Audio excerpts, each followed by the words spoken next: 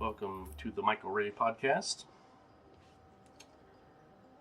Today is August 30th, 2018, and this is episode 7, named The 16-Year Plan to Destroy the United States. So let's get into this. Apparently there was a plan to literally destroy the United States, and it had to do with Obama's 8 years. That was supposed to be the first half of this 16-year plan. After Obama, Hillary was supposed to win the election to carry out the last 8 years, in which we would have the United States would have been pretty much destroyed. And that was their plan all along. It sure is crazy to think about it. I know it's crazy to hear, but it's true. We live in very strange times indeed. So one of the, I kind of made some bullet points as to the plan. And the first one I have, we are in Obama's 8 years, and one of the items is Uranium One. And so Hillary and Obama, they get together with this plan to sell uranium, which is the ingredient, so the main ingredient, the very, very hard to obtain ingredient of uranium, which is used in nuclear weapons. And we know it today as Uranium One. And the plan was, and we know that this actually did happen. This isn't this isn't just rumors. This really happened. So, as we know, Hillary sold, and not just her, but Obama had knowledge of this. Hillary, I'm sure a few others had knowledge that Hillary had sold uranium to Russia. And I'm trying to remember exactly the amount. It was like, I should probably look this up. It was like 80% of the United States supply of uranium. And they sell it to Russia. Now, why in the world would they sell it to Russia? Dems are always telling us how evil Russia is. But that's who they sold it to. But it gets a little weirder, because in this batch that they sold Russia, apparently they skimmed off some of the uranium to send it to Syria and Iran. And what they were hoping, I believe, and we got to remember that Obama and Hillary work hand in hand with the deep state. So it looks like what they wanted to happen would have been, let's say that Syria or Iran find out they have uranium.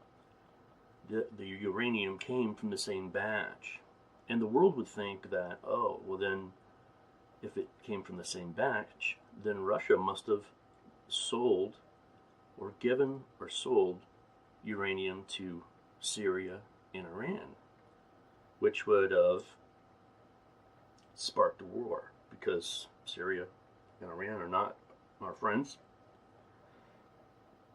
And it's a really big, it's a big double cross. That was one of the bullet points of this plan to destroy the United States. And if you think about it, when you sell off that much of America's ability to produce nuclear weapons, That's a pretty big deal. I mean, I don't even know how it gets any bigger of a deal. How do you commit a crime bigger than that? I don't even know what that would be. Now, it was illegal to sell to Syria and Iran, but apparently it wasn't illegal to sell to Russia.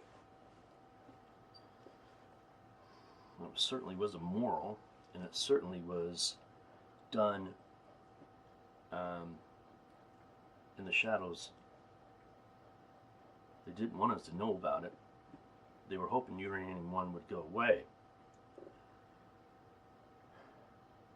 Alright, so like I said, the cover story was going to be that it all went to Russia. But we know that the deep state skimmed off some to both Syria and Iran. Now, Russia didn't know that the uranium was going, some of that uranium was going to Syria and Iran. So that would have been a big surprise to them, too. So if they were to get blamed for Syria and Iran having uranium, Russia would have been in the dark about that because they didn't do it. So it was pretty underhanded. Now, here's something. Was John McCain the one who delivered the uranium to Syria? Now, we know that McCain, in his latter years, was, I don't know, the guy was, there was something just not right about McCain. He really was, I can't put my finger on it, other than just not a good person, not a good actor, not in the best interest of the United States. Whatever happened to him, or maybe he was always this way. Maybe, I could be wrong. Maybe he's always been a rat. Don't know. That's very possible. That's pretty wild stuff, though. I mean, McCain, the last years of McCain were really, truly strange. McCain had gone to, I think it was the Ukraine, and he was just, you see photos of him with terrorists, and you see, he's just rubbing elbows with really shady people. And it makes you wonder, what exactly was McCain doing? What the heck was that guy up to? I don't think there's any doubt that he was part of the deep state. There's just no question in my mind about that. But whatever happened, something must have happened to a lot of these people. Something must have happened. They must have got compromised in a big way to do the things that they do, because it's just counterintuitive to do this kind of stuff. Alright, so another bullet point in this plan to take down the United States, one of them was take down the good men in our government. And usually we know that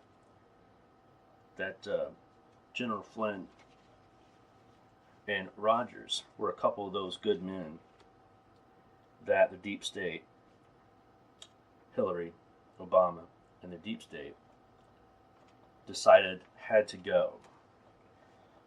Because you can't destroy a country unless you get rid of the good guys. So Flynn and Rogers, boy oh boy did they get targeted and screwed by this evil group. And here's a theory that Valerie Jarrett, one of Valerie Jarrett's jobs, so to speak, is to target the good guys. It was her job to find out who the good guys were so that she could just target them, have, report back, hey, this guy and this guy, they're good guys, they're not going to sell out, they're not going to go with the program. And then those people get screwed badly, as we know.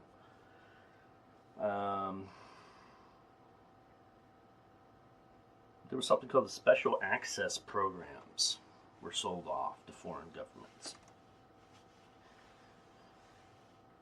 Snowden's leak of spy tools was designed to hurt the military and the NSA and to give the CIA an advantage. Okay? The CIA, the deep states, really bad group is the CIA. I mean, we've known that the CIA were bad guys for a long time, but now we get to know that that was pretty much their main squad was the CIA. It's just crazy. All this stuff is completely true. And what they were trying to do was target and weaken the conservative base. Now, how would they do with that? They would do that with the IRS. They would target them with the IRS. And of course, the deep state's biggest weapon, the mainstream media. So they had the propaganda arm in full mode all the time, and they still do all the time with the mainstream media, constantly. The mainstream media and the deep state are hand in hand. The journalists, whether they know it or not, they work for the deep state. Very, very terrible people. They targeted a lot of conservative nonprofits.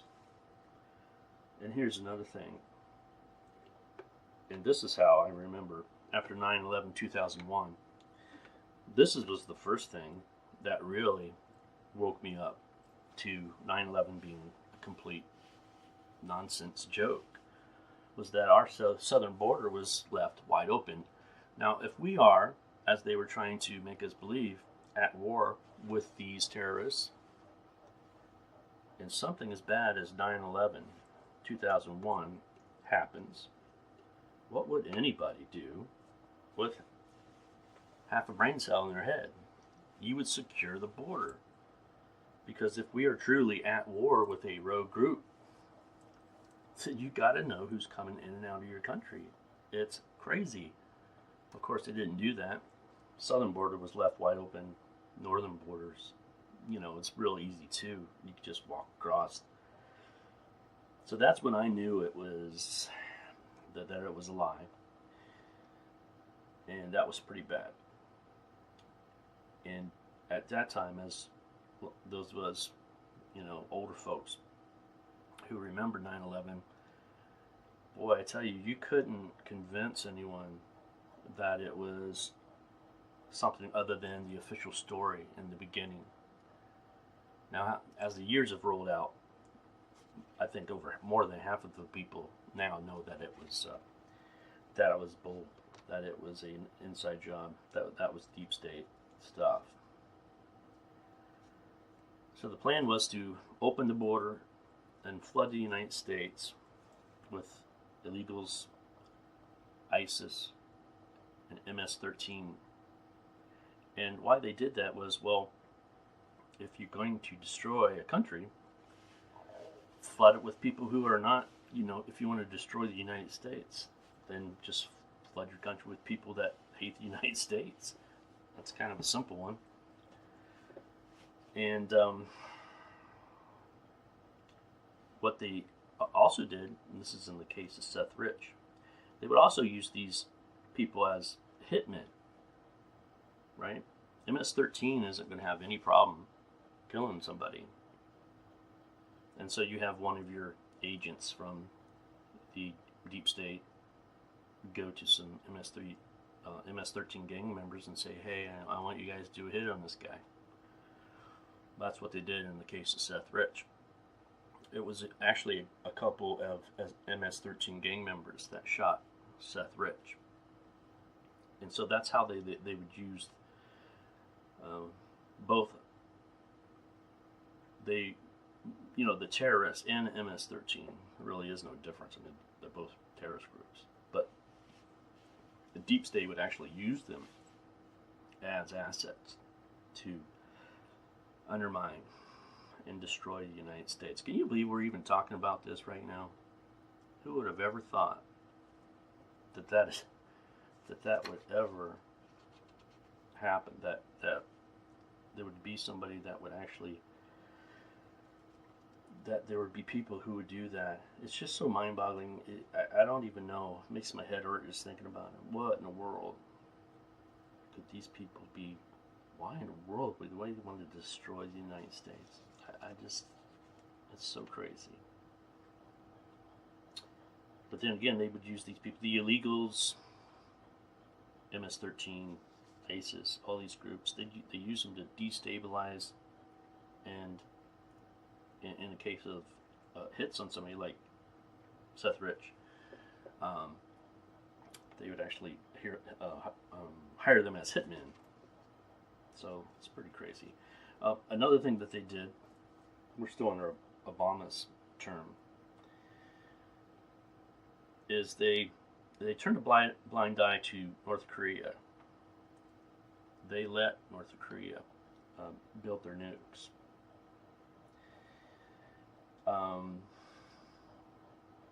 They also turned a blind eye to Iran's nukes. They actually funded them and supplied Iran. When your president's middle name is Hussein, that's not really a big shock. American people, I can't believe they voted that guy in. It's an absolute scam. It's so embarrassing that guy was president. So embarrassing. So they turned a blind eye to North Korea as they built their nukes. They funded and supplied Iran not only with uranium, but I think Obama sent them a pallet full of cash. So they funded and supplied those guys.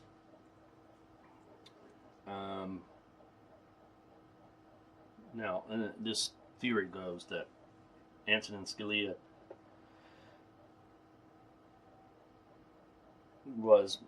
he didn't just die naturally, he was murdered. And they wanted to kill him, of course, so that they can then replace him with a compromised, deep state approved Supreme Court justice. So we have murder, we have materials for bombs, payoffs. I mean, it's the whole thing is just unbelievable.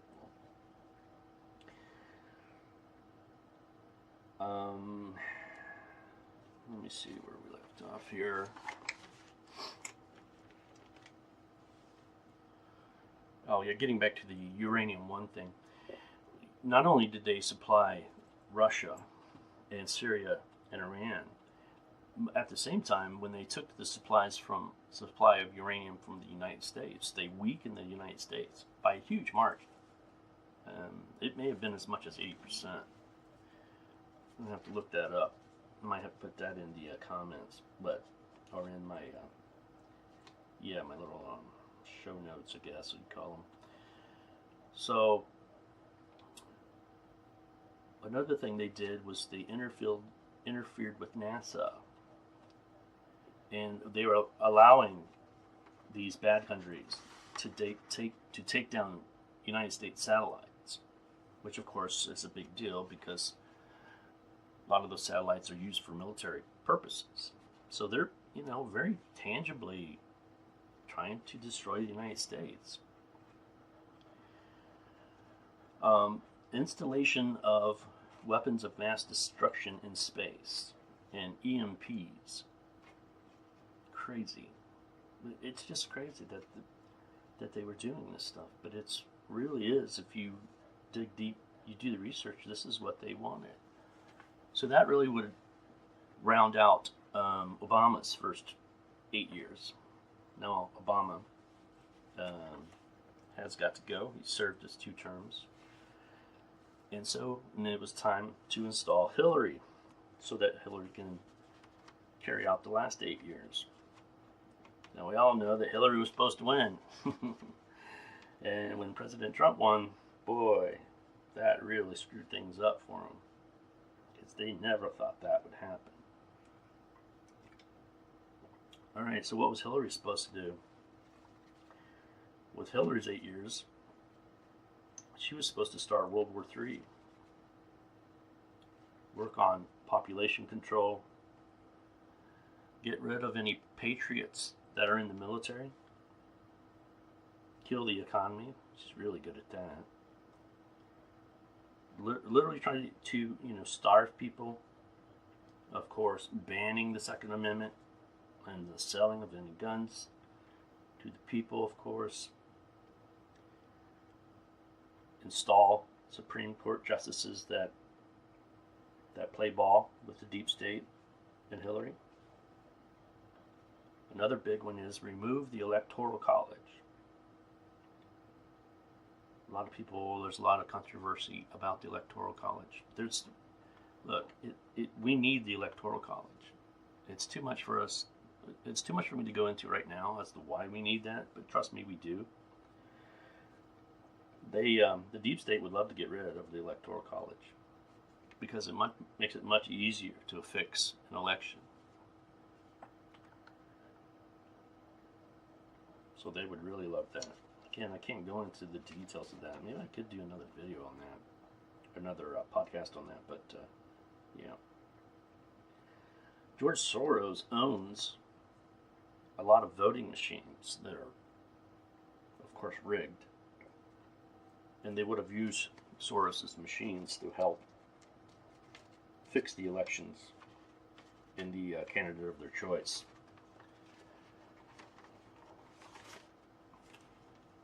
Lower the funding of the military. Close the military base. Close military bases. Here's a big one. So we've seen, I think, if I look back over this list, that we've seen all these things be put in motion. But this sounds like where we're at the moment. Destroy the alternative media. Example, Alex Jones. Well, they've pulled the trigger on that. Now, why do they want to destroy the alternative media, right? I am alternative media because we tell the truth. And truth doesn't go too good for them. And so that seems to be where we're at right now, is this destruction of the alternative media. We have Twitter, YouTube, Facebook, all the social media companies are censoring anyone that doesn't pull the Marxist line. They suppress our views, they suppress our subscribers, they literally just out and out censor. They shut channel, in the case of YouTube, they just ban accounts. They just turn the account on. Delete. And it's happening more and more. And I have a feeling that President Trump is probably going to step in and do something about that. But this was the plan. So that really rounds up Hillary's plan, the 16-year plan to destroy the United States. That was pretty much, and I'm sure there could have been other points in there of what they would have done to destroy the United States. But it's absolutely true. All these things we've seen happen. Who would have ever thought that those people, that we would ever have people so evil in our positions of power that they would literally try to destroy the United States? But those are the times we find ourselves in. We are not in Kansas anymore. We are, it's, man, oh man, it's just surreal. We are really at the end of days. I tell you, when you see stuff like this, and this is, from a Christian perspective, when you see this kind of stuff, when you study things on a secular level like I did. I wasn't religious for a really long time. Actually, probably most of my life, I wasn't religious at all. I think at my, probably my worst, or my least religious. I probably would have called myself agnostic. I never called myself an atheist because I never believed that. I think in my heart I always knew there was God. But when I started doing this, research on things like 9/11 and everything that's happened since, my journey really came back around 1995 when I first started getting these flashes of something's really not right. And really, it's been a process from then to now. And I recently became a Christian again. I don't know if you're actually ever an ex-Christian. I guess I wasn't really an ex-Christian, but I was now I'm a practicing Christian. And when I was able to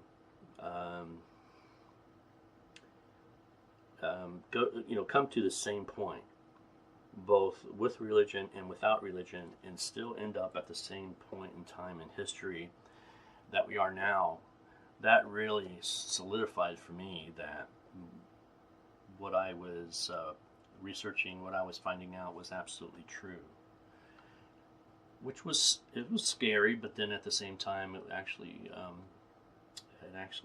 hardened my faith, and my faith got a lot more because I realized that I had kind of proved it both ways, and so I knew what was going on, and then I wasn't as afraid as I used to be, because you listen to all the things that I just listed off to you. That's terrifying stuff. We have people in the highest positions of our government that are trying to destroy our country, and who makes up the country? It's us Americans. So they're trying to destroy us. It's very scary. But I know now biblically that this stuff, it has to happen. This has been foretold for over 2,000 years, and this has to happen. This is the way that the end is going to go down. For me, that doesn't mean just don't try to fight back. I don't mean that at all. Do try to fight back. Fight back. That's why I do this podcast. That's why I do what I do. Is because I always want to be fighting back to my last breath. I'm going to fight for my God, my country, and my family. That's just the way I am. That's the way I was raised, and that's just going to be the way it is. So I encourage you to do the same.